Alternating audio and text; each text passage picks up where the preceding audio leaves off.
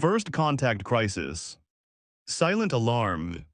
The tranquility of Imperial monitoring post 23 shattered as warning lights bathed the curved metallic walls in crimson. Officer Nevari jumped to her station, her crystalline eyes widening at the data streaming across her display. Commander Zulek, she called, voice tight with alarm. Unidentified vessel has entered the Helios sector through the outer boundary.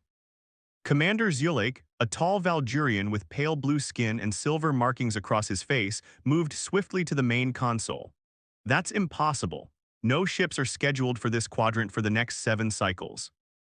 The monitoring post was small but strategically vital, positioned at the edge of what the Galactic Imperial Confederation considered a critical trade corridor.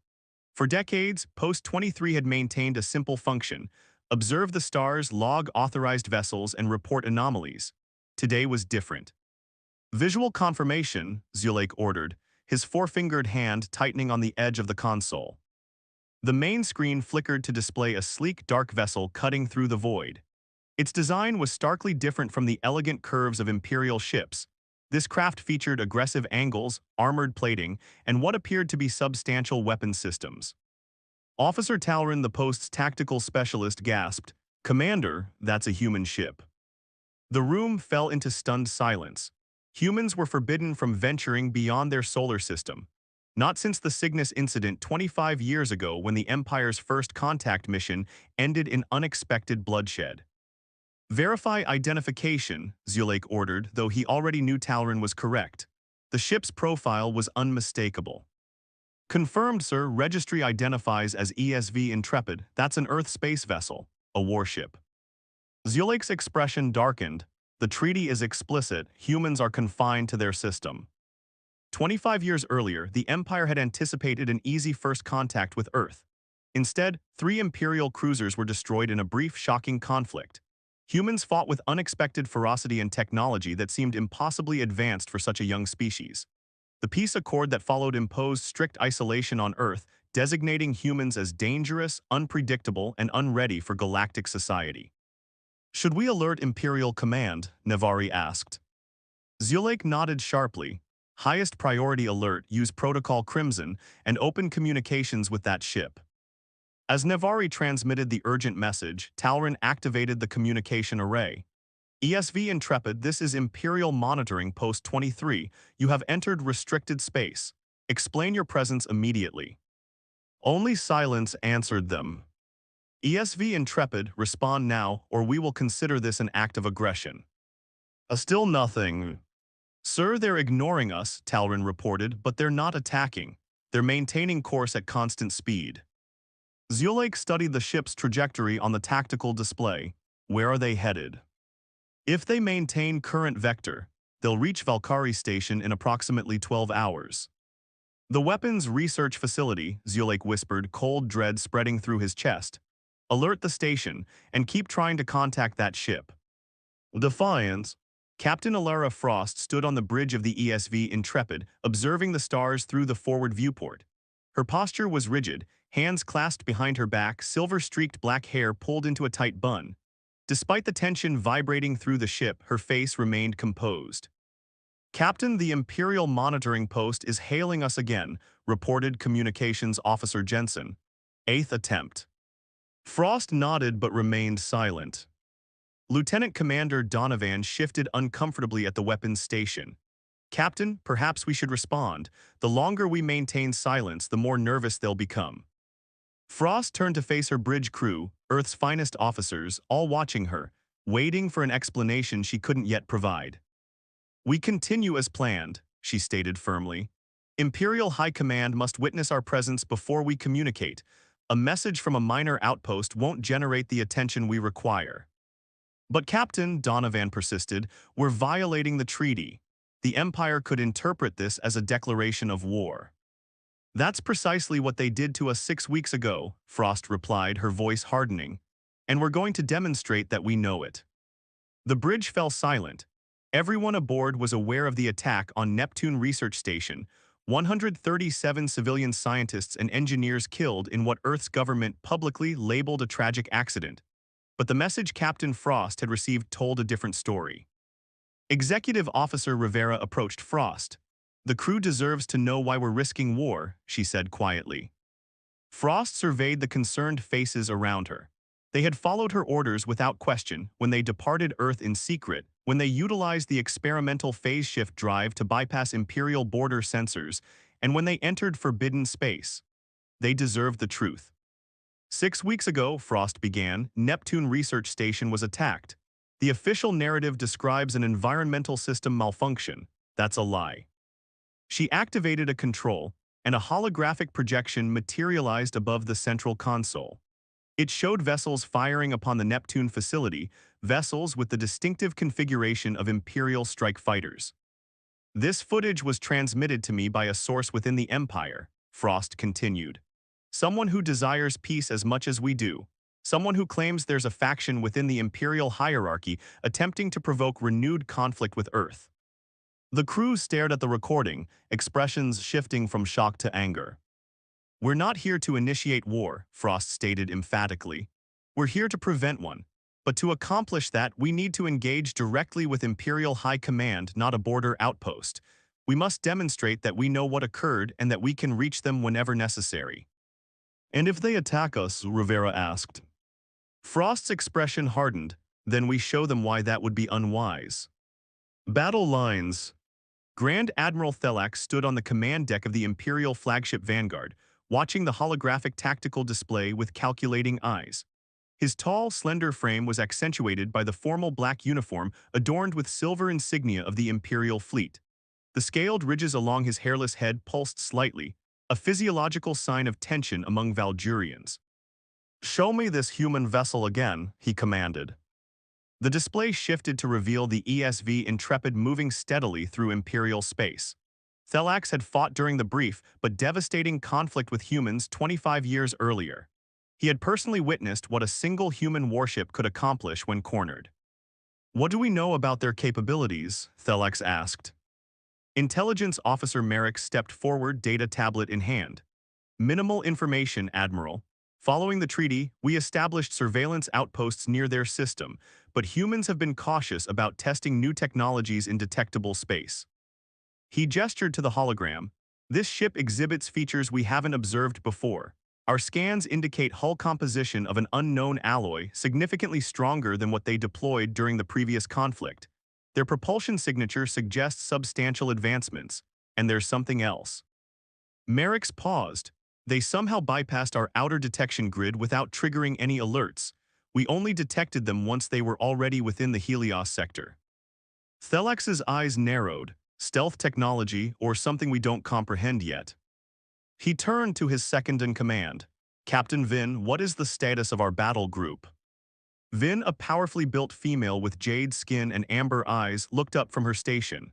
"All vessels in position, Admiral. The human ship is surrounded. They cannot escape." "Good open communications." The communications officer nodded, and Thelax stepped forward. "ESV Intrepid, this is Grand Admiral Thelax of the Galactic Imperial Confederation. You have violated the treaty and entered restricted space. Power down your weapons and propulsion systems immediately. This is your only warning."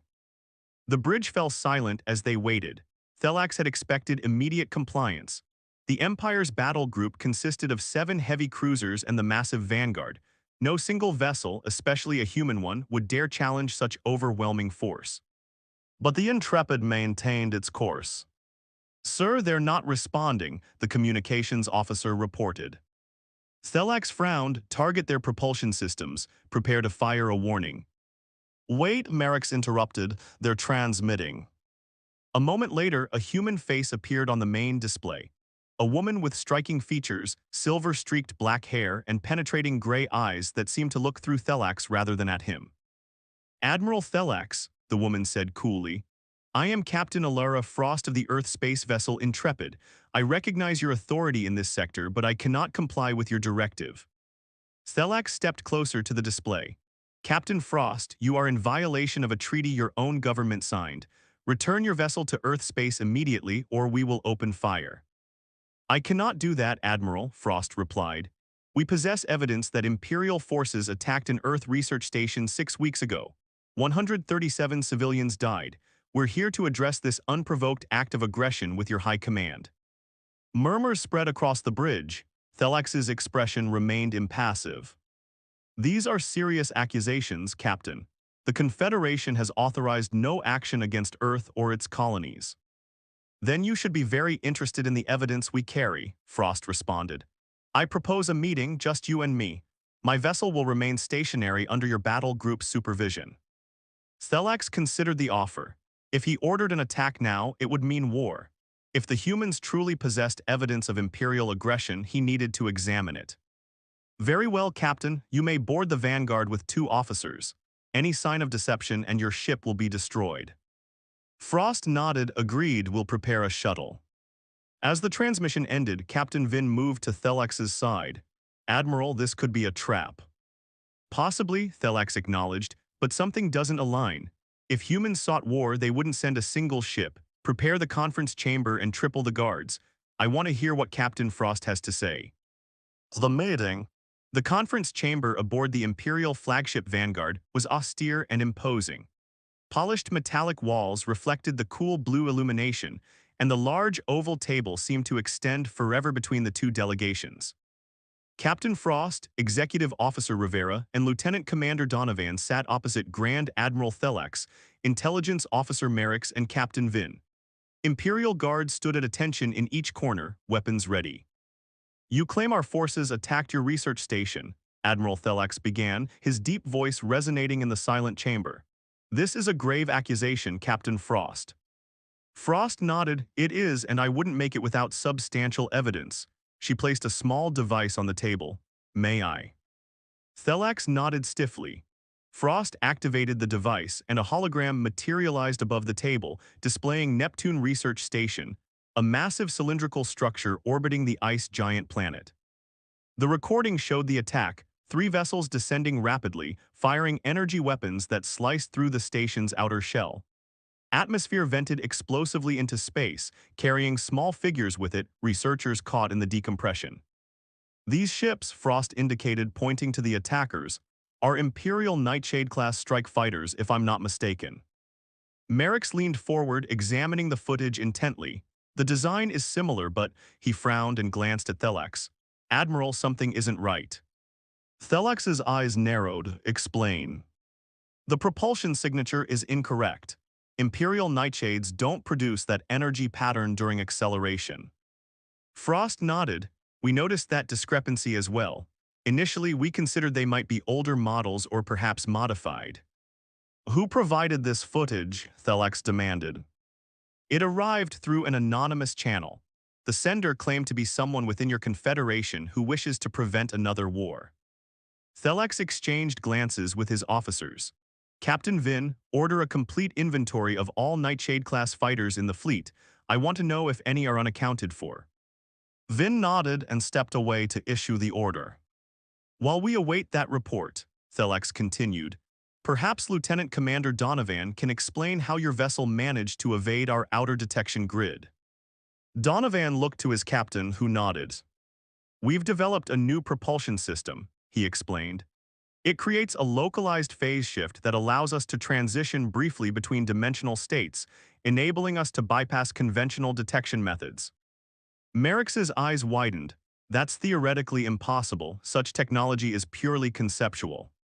Not anymore, Frost stated simply. Before Thelax could respond, Captain Vin returned with a data tablet, her expression troubled. Sir, all Nightshade fighters are accounted for in active service, she reported. However, she hesitated. I discovered something unusual in the records. 3 Nightshades were decommissioned last year and transferred to Lord Zinar's research division for analysis. Thelax's expression darkened. Lord Zinar, of course. Frost leaned forward. Who is Lord Zinar? For a moment it seemed Thelax wouldn't answer. Then he exhaled slowly. Lord Zinar is a member of the Imperial High Council. He oversees advanced weapons research and development. He has been outspoken regarding his views on humanity. What views? Rivera asked. He believes your species represents an existential threat that should be eliminated, not merely contained, Merrick answered bluntly. For years, he has advocated changing our policy from quarantine to something more permanent. A heavy silence descended upon the room. Frost's hands tightened into fists on the table. You believe he ordered the attack on our station? She finally asked. I don't know, Thelax admitted, but it warrants thorough investigation. Donovan, who had been quiet, suddenly spoke. If Zinnar wanted to provoke war, attacking the research station makes strategic sense. It would appear as an accident to most observers, but Earth's military would investigate and discover evidence of Imperial weapons. We would prepare for war, Frost continued the logic. Thelax's expression grew troubled. Unless Zinnar possesses something we aren't aware of, a weapon or strategy that would give him decisive advantage. The chamber doors suddenly slid open. A young Imperial officer rushed in, breathing heavily. Admiral, urgent communication from the Emperor himself. Thelax stood immediately. What is it? Sir, Lord Zinnar's research facility has gone dark. All communication ceased 4 hours ago. The Emperor demands an explanation. Thelax and Frost exchanged looks. In that moment, something shifted between them, a mutual understanding that transcended their different uniforms and species. Captain, Thelax said slowly, I believe we may have a common enemy. Frost nodded, it appears that way. A crisis born of deception was unfolding, and two former enemies now faced a choice that would determine the fate of both their civilizations. Uncovering the truths. Secret facility. The Imperial cruiser Vigilant moved silently alongside the ESV, intrepid through the depths of space. Their unlikely alliance had formed out of necessity, representatives of two civilizations that had once been bitter enemies, now united against a potential threat to both their peoples. Captain Alara Frost stood on the bridge of the Intrepid, her gray eyes fixed on the viewscreen showing the distant research facility orbiting a barren moon. Lord Zinnar's secret installation hung in space like a massive ring, its dark metal absorbing the faint light from the distant sun. Any life signs? She asked her science officer. Difficult to determine at this range, replied Lieutenant Park, his fingers dancing across the sensor controls. The facility appears to be running on minimal power. Environmental systems are operational, but most other systems seem dormant. Executive Officer Rivera approached her captain. This feels wrong. A high-security research facility shouldn't be this quiet. Agreed, Frost said, but we need answers. The communication system chimed, and Captain Vin's face appeared on the secondary screen. The jade-skinned Imperial officer's expression remained professionally neutral, but tension was visible in her amber eyes. Captain Frost, we're detecting debris approximately 2,000 kilometers ahead. Recommend reduced speed and active scanning. Acknowledged, Captain, will match your pace. Both ships slowed as they approached the field of scattered metal fragments drifting silently in the void. Analysis, Frost ordered. Park studied his readings. Imperial design, Captain, appears to be remains of two security vessels. Weapon signatures indicate they were destroyed by high-energy particle beams. Frost opened a channel to the Vigilant. Captain Vin, are you seeing this? Yes, Captain, Vin replied, her voice tense. Those were Imperial security cruisers assigned to protect the research facility, the weapon's signature. It's unlike anything in our standard arsenal. Any theories on what happened? The damage pattern suggests they were attacked by weapons far more advanced than standard Imperial armaments, Vin said after a moment. Captain, I recommend we approach with extreme caution. Agreed, Frost nodded. Let's proceed at minimal power, passive sensors only. The two ships continued their advance, moving silently through the debris field toward the facility that loomed ever larger on their view screens. As they drew closer, the true scale of the installation became apparent, a massive ring nearly 5 kilometers in diameter. Still no communications from the facility, Rivera reported. No distress signals, no automated warnings, nothing. Frost made her decision. Prepare a boarding party, we need to go inside. Into darkness. Captain Frost led the joint boarding team through the darkened corridors of the research facility. 3 officers from the Intrepid, Frost, Rivera, and Donovan, walked alongside 3 Imperial personnel, Captain Vin and 2 of her security officers. Their flashlights cut through the darkness, revealing abandoned workstations and empty laboratories. Emergency lighting cast an eerie red glow throughout the station, creating long shadows that seemed to move as they passed. The air was cold, much colder than standard Imperial environmental settings. Where is everyone? Rivera whispered. This facility should house at least 200 personnel. No signs of combat, Vin noted, her hand resting on her sidearm. No evidence of weapons discharge, no blood, no bodies. They reached a large set of doors marked with Imperial symbols that Frost couldn't read. Vin's expression hardened as she translated. Restricted area, maximum security clearance required. Can you open it? Frost asked. Vin hesitated, then nodded. She placed her palm against a scanner, and after a moment the heavy doors slid open with a hydraulic hiss. Unlike the rest of the facility, the chamber beyond was fully powered. Bright lights illuminated a massive circular laboratory filled with advanced equipment. Workstations arranged in concentric circles surrounded a central platform. Screens displayed data in Imperial script, and machinery hummed with active power. And standing at the center, as if expecting them, was a tall, thin figure in ornate robes of deep crimson and gold. His pale, almost translucent skin stretched tightly over sharp facial features, and his eyes, entirely black without visible pupils, regarded them with cold calculation. "Visitors," he said, his voice surprisingly melodious. "I've been anticipating your arrival." Vin stepped forward, weapon raised. "Lord Zinnar, by order of the Emperor, you are under investigation for unauthorized military action against Earth." Zinnar smiled thinly. "Captain Vin, how disappointing to see a decorated Imperial officer collaborating with humans." His gaze shifted to Frost.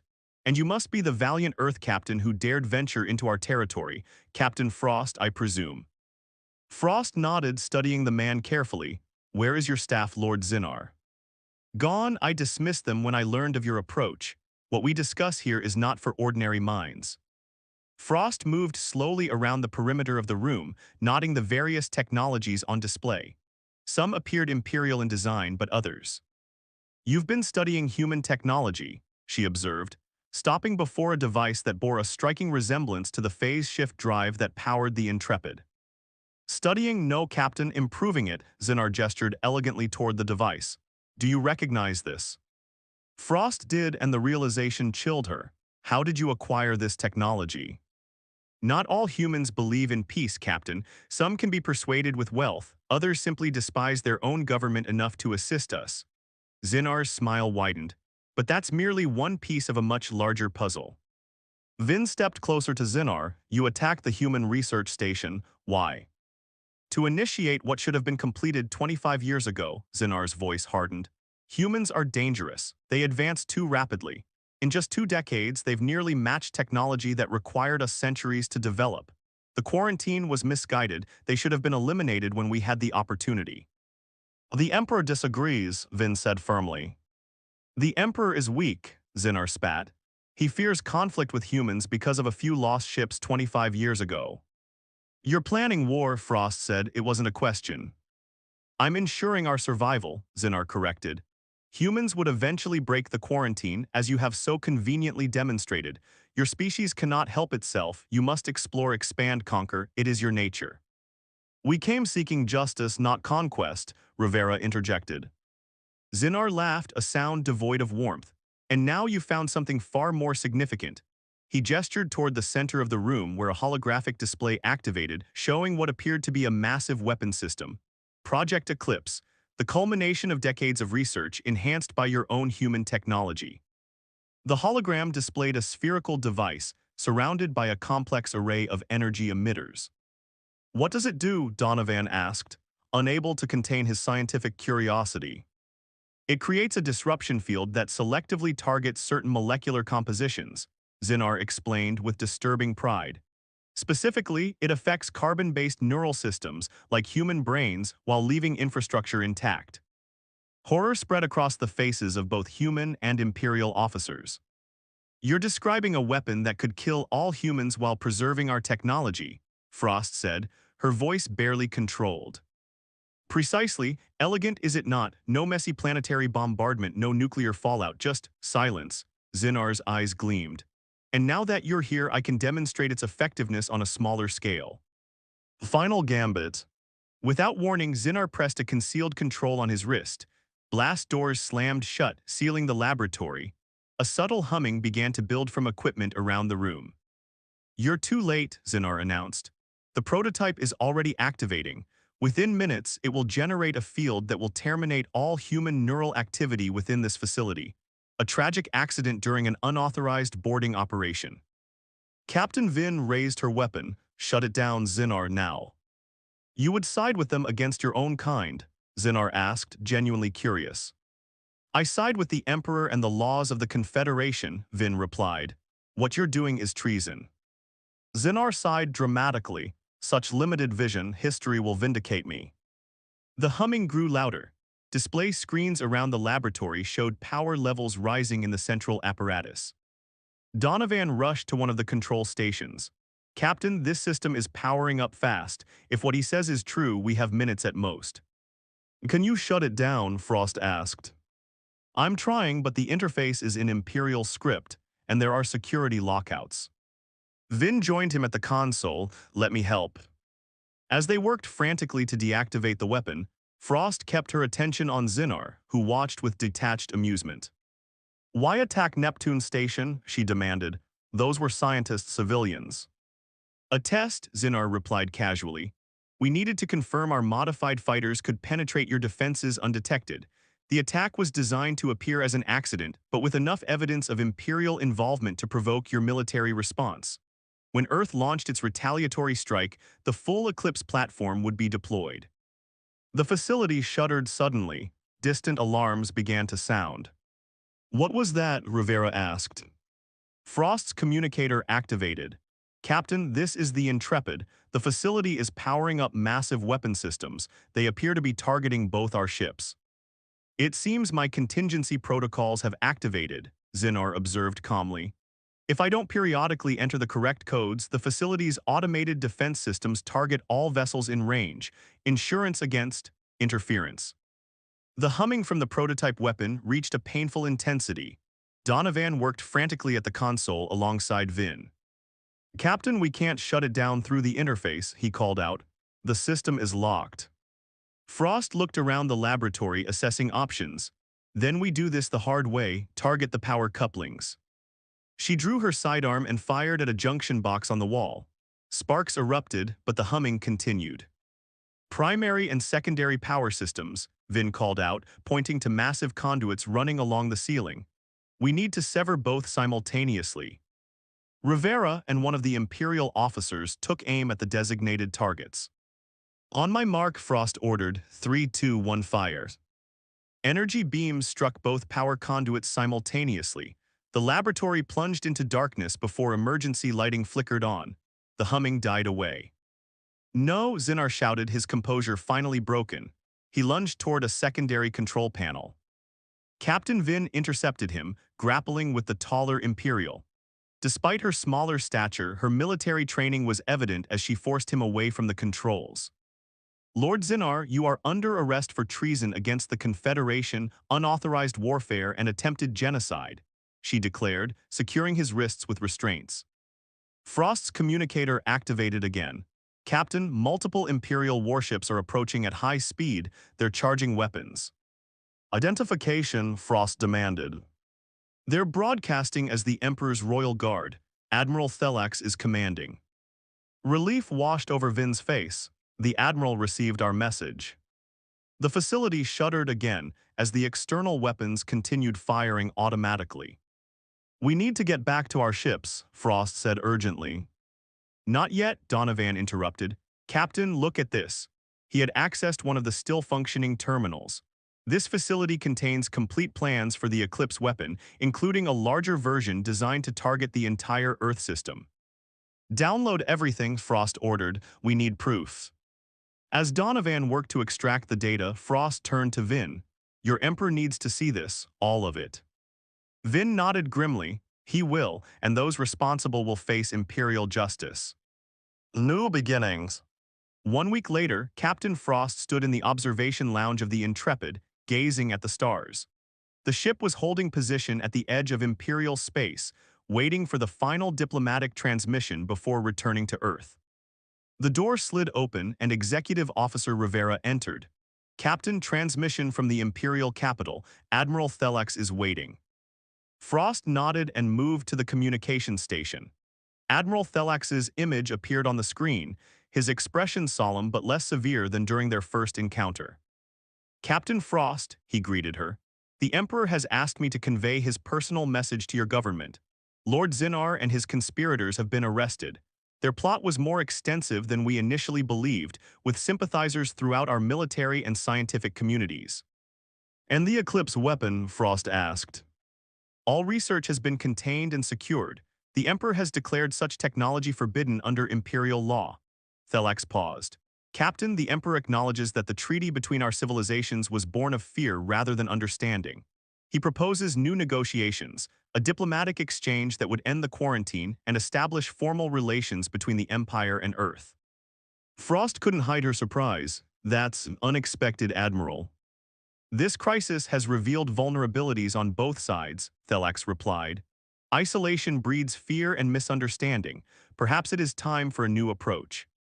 "I'll convey the Emperor's proposal to Earth government," Frost promised. "I believe they will be receptive." "There is one more matter," Thelax added. "Captain Vin has requested a special assignment to serve as the first Imperial liaison to Earth. The Emperor has approved her request pending your government's agreement." Frost smiled. "I think that can be arranged." After the transmission ended, Rivera approached her captain. "Do you think it will work, peace with the Empire?" Frost turned back to the viewport, looking at the stars that now represented possibility rather than restriction. "25 years ago, we fought because we didn't understand each other," she said quietly. "Now we've fought together against a common threat. It's a beginning." The Intrepid's engines hummed to life as the ship prepared to return home. They carried with them not just evidence of a conspiracy, but the hope for a new relationship between humanity and the vast galactic civilization that had once feared them. As Earth came into view days later, Captain Frost reflected that they had set out to prevent a war but had accomplished something far more significant. They had changed the course of history for two civilizations. The quarantine that had contained humanity would soon end, and the stars would finally be within reach. The crisis was over, the future had begun.